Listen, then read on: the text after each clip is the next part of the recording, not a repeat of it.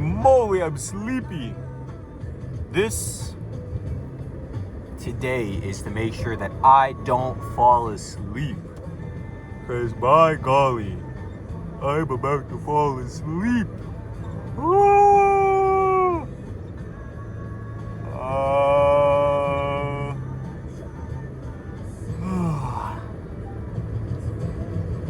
Episode 4. Fo in these hoes. Ooh. Oh. Wow, Mom. I saw cow, Mom. Ooh. That was cool as heck.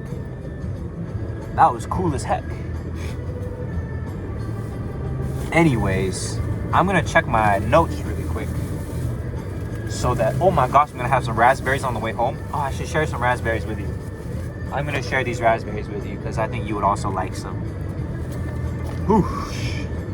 The pink notebook is out. I'm just gonna get a refresh real quick on what's going on. And then we will get back to our intro and our recap. I'll be there. Open arms and open minds, yeah. Heaven tomorrow brings, I'll be there.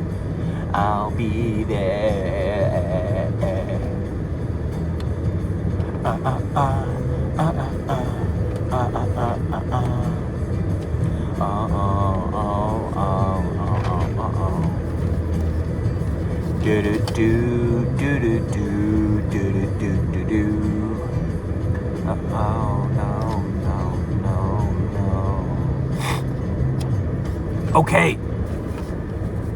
Recap of session complete. We are now able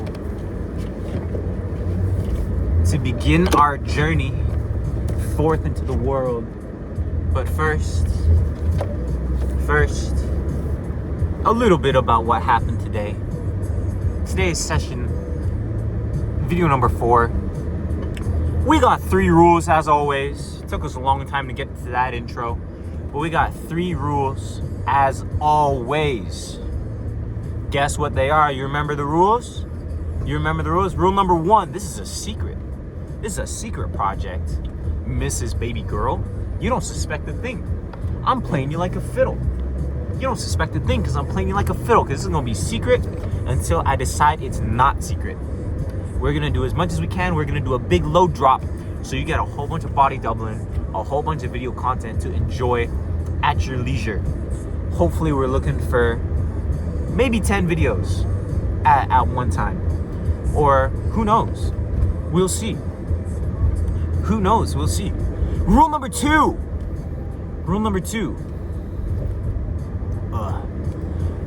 No editing. Me. I'm not gonna edit. I'm not gonna watch this. This is not gonna be tampered with, this footage, in any sort of way to keep it as natural as possible. Because this is trying to be a body doubling in which the essence is revealed so that you can have me in the room, possibly when I'm not there, possibly when you're bored, possibly when you just watch a scary movie and you need some of my beautiful silky voice. Ooh. Rule number 3. We keep forgetting the 3rd rule, but we're gonna mention it anyway. Even though we forget the 3rd rule and we forget it every time, we're gonna mention it anyway so that when it happens to come back into our mind, we will have it. Right? So, today, March 3rd, I think. March 3rd, Tuesday, 10:30 at night. I'm just leaving Kim and Morgan's. We just had board game hot pot night. I think I might have did another one of these episodes this morning. I don't even remember. Maybe last night. I don't even know. Time is fake right now because I'm so sleepy. But which way am I going? Where am I? We just had day one of big content on our first aid class. I was supposed to do a lot of homework. I was supposed to read like 100 pages in a textbook about, you know, assessments and legality and anatomy and things like that. 170. I don't know when we're gonna do that. Hopefully we're gonna get to do that tomorrow morning. Hopefully we're gonna wake up nice and early and have some study time.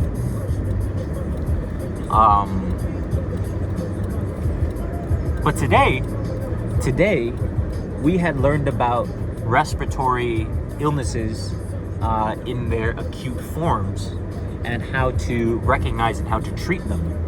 So we were talking about what do we have? We're talking pulmonary embolisms. We're talking about physical blockages, maybe clots, possibly, that are blocking the bronchioles and bronchioli and disrupting the body's ability to respirate. We're talking about pulmonary edemas. I forgot what an edema is, but I'll remember that. We talked about asthma. We talked about non-rebreather masks and bag ventilation masks. We talked about oxygen, medical oxygen, and about how rescue breaths on CPR are actually outdated now. We don't do rescue breaths. Rescue breaths are bad. New research has revealed that rescue breaths are actually more detrimental because they introduce more carbon dioxide into the system. And it is more so important for the body not so much to breathe in oxygen, but to expel the carbon dioxide to prevent the carboxylic hydroxylic acidic poisoning, right? Is this yes it is. Carboxylic carbon dioxide poisoning. Whatever that key term is, carbon dioxide poisoning. That's what we're trying to avoid. And so that's why we do the chest compressions only now, and we don't do the rescue breathing. And I was like, wow, we were taught 30 pumps and then 2 breaths. But that just introduces more oxygen, because the breath that we breathe out, it only has about maybe 16-17% oxygen level within the content of the air in our breath, and it is majoritarily carbon dioxide. And if we were to be giving them full 100% oxygen on a medical level, that would be quite helpful for them. But if we're only giving them like 16-17% oxygen, that's not really going to help them very much, and it's actually going to be very disruptive for them and detrimental for them to be introducing more carbon dioxide into their system, because it's gonna dissolve into the blood as H2CO3, which is I believe the carboxylic acid, which creates carbon dioxide poisoning, which is ultimately what most people die of when they don't have that much of a traumatic death. Whenever there is generally a organ or body shutdown, the cause of death is almost always generally that carboxylic acid breakdown. I swear I'm saying that wrong. So I'm just gonna stop saying it. Carbon dioxide poisoning is the real physiological cause of death of most individuals that die under non-traumatic causes. But yeah, we learned about that. Wait, that's one spot. There we go. And you're gonna merge into my lane right now too. That's pretty cool. What else we got? We learned about flail chest. Freaky stuff. Flail chest. We got.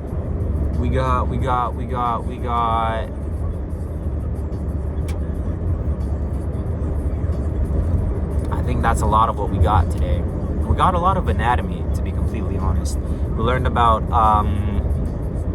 tension pneumo, pneumothoraxes. We got the open and closed pneumothoraxes and how to treat them. Their physiological causes, in that the pleural layer becomes compromised, swells, rubs in such a way that the lungs cannot move freely in the chest cavity, right? So that was nice. That was fun. What else did we do? We played board games, and that was very nice and very fun. And then I got really sleepy. But dude, are you kidding me? This guy taught for 5 hours straight with 1 10-minute break, and we still went overtime. Come on. Oh, we learned how to insert the OAS, the oral something laryngitis support, oral larynxis, oral anaphylaxis, the tube that helps you breathe, the tube that helps secure the airway. We learned about that one, the OAS, and how to insert them, and about how the Red Cross recommends that everything is done from the top head position. But really, from the top head position is the person that is going to be securing the C-spine, which in most cases is going to be the more urgent priority before securing an airway, right? So we learned to do these things from the side position, do and prepare the jaw thrust so that you can unobstruct the airway, right? That was very good. Wow, this is just a learning debrief. Where's the Dungeons and Dragons? Where's the Dungeons and Dragons? Oh my gosh, where's the Dungeons and Dragons? You are my guy. That's a great question. Where is the Dungeons and Dragons? Dungeons and Dragons is gonna come up right after this. Right after this short commercial break. Because me, I'm about to advertise me. What a handsome young man this is. I'm so sleepy. Okay, we're gonna have a sip of water. We are driving on the highway, and it's a little bit slippery, and it is a little bit foggy, and there's a bright light in my face to illuminate this. Oh, I didn't thumbnail with my hands up. Hey guys. All right.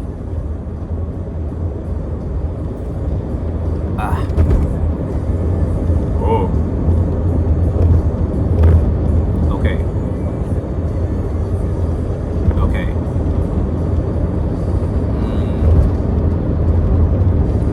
Wow. A lot of mucus. Is it mucus? I don't know. Something's in my throat.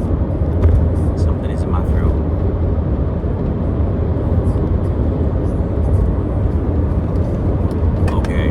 All right. Ray B, give it. Ray, give it. Okay. Where did we leave off? We left off with the Goliath. Cascard. Big, burly, strong man. Goliath man. He looked down the dome. You mother shit. Fuck man. You see me, guy? I'm in your blind spot, huh? Cascard, the Goliath, looking down into the dome, right? He's looking down in the dome. He throws down some rope. He pulls us up. Hey guys, what are you doing down there? What's going on? Hey, come back to my tribe. I'll save you. Come back to my tribe. And I was like, oh my gosh, wow, you're so handsome and strong. I want to go back to your tribe so bad. Verbatim. That right there, verbatim. Wow, this guy's on my butt so bad. He wants to be in my butt so bad. Oh my gosh. And we go back to the tribe, and he leads us through the blizzards and through mountain pathways until we go and see a cave that looks as though the entrance of this cave, it looks as though it is the mouth of a dragon's jaw. It is the entrance of the cave is a stone, almost like a carving, a stone dragon's mouth, wide open. We enter into its open mandible, walking into and between its teeth, and we go deeper inside, and it leads it out into a huge giant cave system where there is, on this first entrance over here, there is an arena of a playing field of 4 stone pillars on each side, and it looks as though this might be some sort of game arena or fighting arena of some sort, because there's a playing field and then there's bleachers that sit a lot of people there. Further into the cave, there is a stone not stone. There is a dragon skeleton wrapped up in the corner, looking as though it is sleeping peacefully. Throughout this cave, as it opens up into this massive expanse that looks impossibly big to fit inside of this mountain, is a mid-sized civilization, maybe 100, 200 Goliaths, all of different ages. All of them gray-skinned, bulging muscles, bald heads, and stony, rugged looks in their eyes. All of them dressed in pelts and wielding spears and swords and bow and arrows. And we are led by Kaskar. This is Wormdune Crag. This is my home. This is where the Goliaths have lived for the past 100 years. 100 years? What do you mean 100 years? That means this place is really new. We have lived here for hundreds of years, but we have used this place as a patronage for thousands. Oh, really? Where did you come from? We came from the other side of this range of mountains. Oh, how did you end up here? Well, that is not of your concern. Come, I will take you to meet our leader. Her name is Old Goat. Come meet Old Goat. And we go and we meet Old Goat, and we see a frail, blind, hobbled over old lady Goliath that talks cryptically and is wearing so much jewelry and robes and looks as though she walks with the authority of the elder of this tribe. Well, who are you? What brings you here? Oh, well, we're just adventurers. We're going around to go and try and stop the Rime of the Frost Maiden and things. Oh, that's good. That's good. That's a dastardly thing. They say an old god brought that up. An old god put that up. An old vengeful god, mad at the world. Oh, what are you talking about? You know about that? You know who it is? You know where we can find this god? We might like to have some words with this god. Oh, no, you don't want to meet this god. That's Auril. The Ice Eagle, the Frost Maiden. She is the one who rules over these lands. And it seems she is impossibly angry. I'm not sure what might have upset her, but it seems as though her anger is bringing her wrath upon these lands. Wait a minute, how do you know that? How do you know? Do you follow her? No. We don't follow her, but we respect her authority. She is the ruler of these lands, whether we say so or not. And whether we worship her or not, she still brings her wrath upon us. If you wish to see what is happening to us under this rime, under this darkness, go see my shepherds. Go talk to my people. They will all tell you about how we have been destroyed by this rime. Our goats no longer produce milk. All of the animals' populations have dwindled. We are starving. If you truly do intend to stop this god, do it under our names as well. Whoa, lady. If we're gonna do this, we're doing this for us. We're not doing this for you. Unless you want to give us some help. Unless you want to send one of your warriors to come and help us. We're not gonna do this for you. We're doing this for us. Oh, no. I cannot spare our warriors. We are actually under attack as well. Ever since this rime came down, we are haunted by unnatural animals with icy claws and unnatural constitutions. We cannot spare anybody. Our tribe must be our priority. You're right. We can understand that. Well, we have a druid with us. Perhaps he can look at your goats and maybe he can help them. Well, that's all right, but yes, you should take a look at our goats, and after that, you should go see our old druid. Please check on our druid. Normally, he is something like a shaman to us. He hasn't been seen in over 10 days. Normally, he comes back every 10 day. Oh. Whoa. That is kind of odd, isn't it? If he regularly checks in and he isn't here now. Where might we find him? Oh, we have a grove. We can have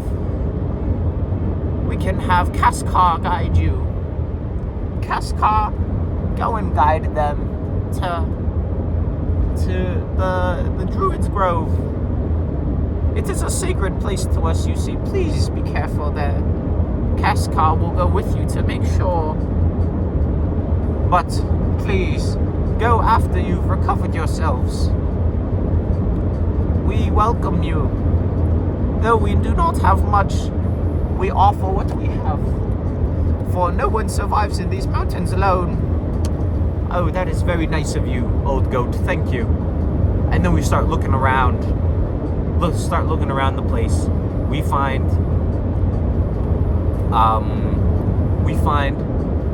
a statue of the god of war, and we pray to it. We find a feast, or a feasting hall.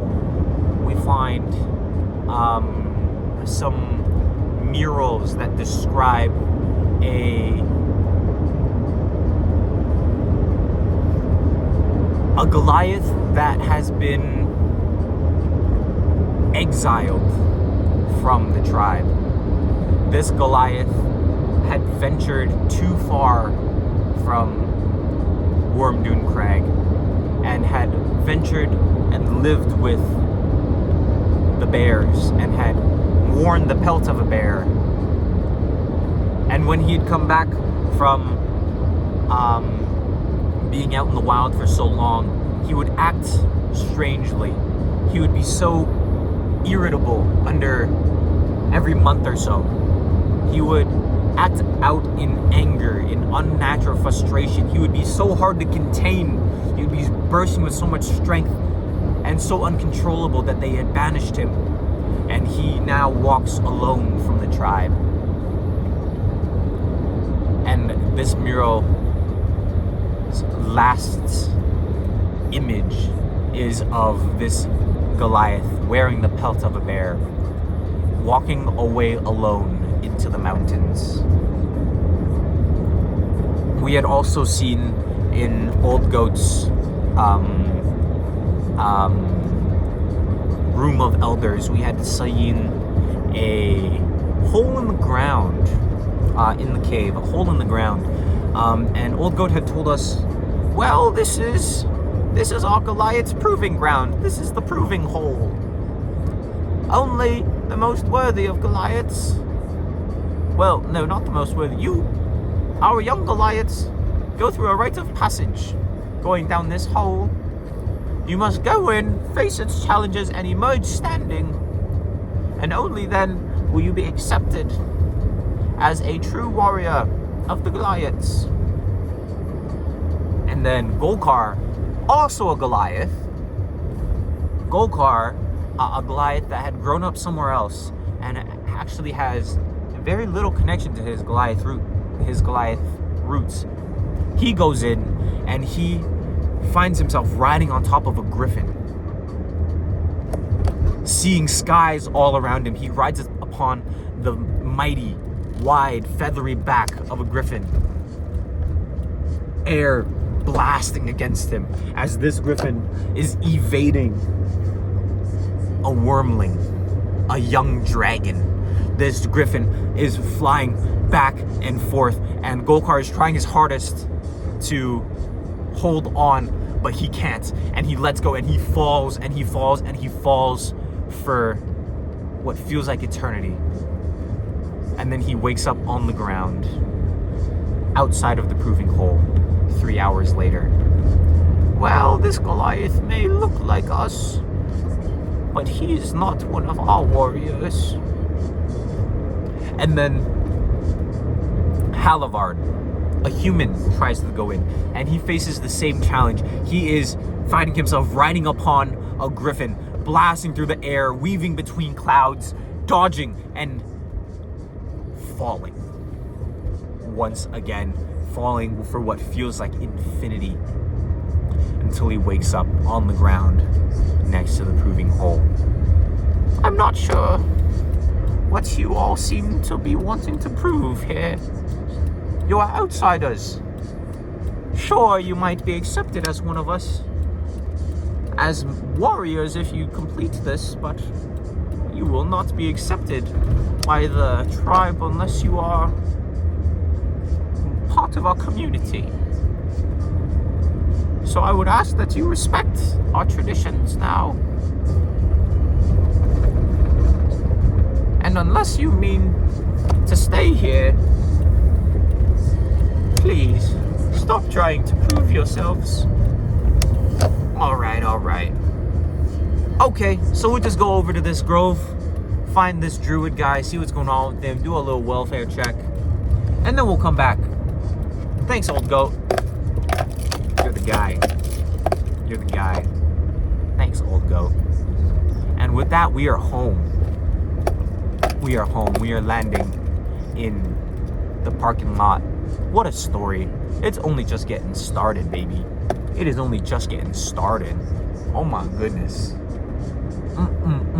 Sexy to somebody. See, I liked Clara before it was performative. I sure did. I had Claro out in that playlist for a long time. I'm just a Claro head, what can I say?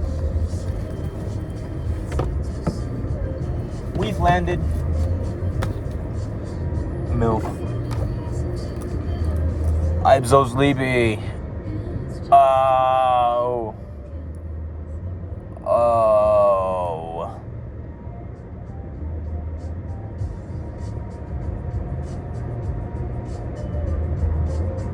Wow, that was a lot of talking. I don't even know if that was comprehensible. I don't think it was. I think I'm skipping a lot too, but that's storytelling for you, baby. That's storytelling for you. Boom. That's all for today. We're gonna go up, we're gonna shower. I'm gonna go to sleep imminently. I'm about to fall asleep. I might even sleep without showering. I didn't even shower yesterday or today yet. So I might go day 3 dirty. Who knows? I feel nasty. I have so much reading to do tomorrow. Oh. Sure, I'm hungry though.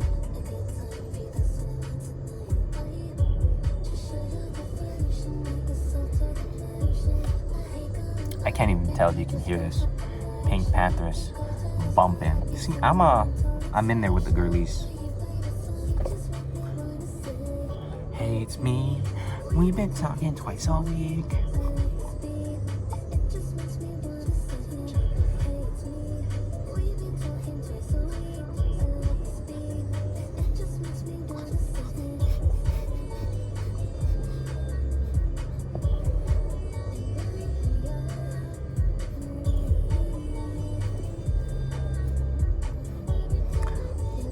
See you next time.